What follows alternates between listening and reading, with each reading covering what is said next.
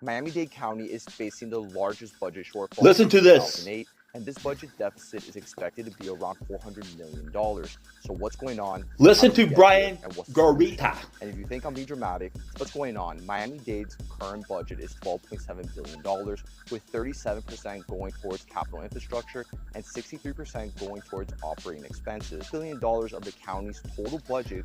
First of all, Mr. Brian Garita, Mr. Real Estate Broker, you need to get your facts straight, Holmes. It's $13 billion, okay? The budget has been blown up to $13 billion. That's the Miami-Dade County budget.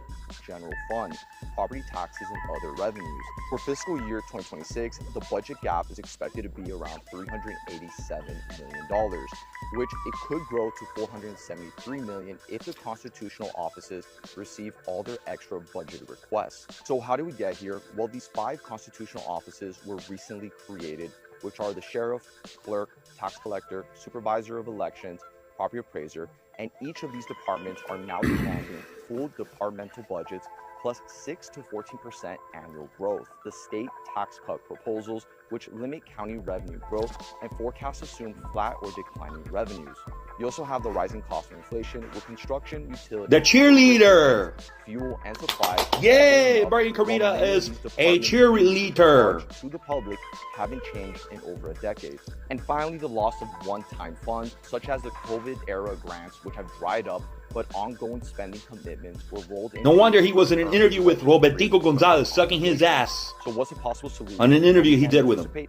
Well, Brian Garita, let me correct you, sir. Not only did Miami-Dade County's budget grow to $13 billion, okay, with a big, fat 2 numbers, 13 billion, but also the budget went up because of FIFA getting $46 million.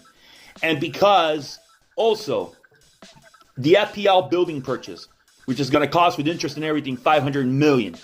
Okay, that's the reason why there's a $400 million shortfall. And though you're right about everything else you mentioned, you forgot to mention these 2 main factors as to why the budget is overinflated. It could be 100 million or it can be as high as 400 million. You and I don't really know the exact figures, homie. Those 2 big things that are happening that you don't want to mention, Daniella Cava, the radical leftist, you don't want to mention her name. I don't know why, but you should. She's the reason for those 2 big things happening. That's why there's a $400 million shortfall.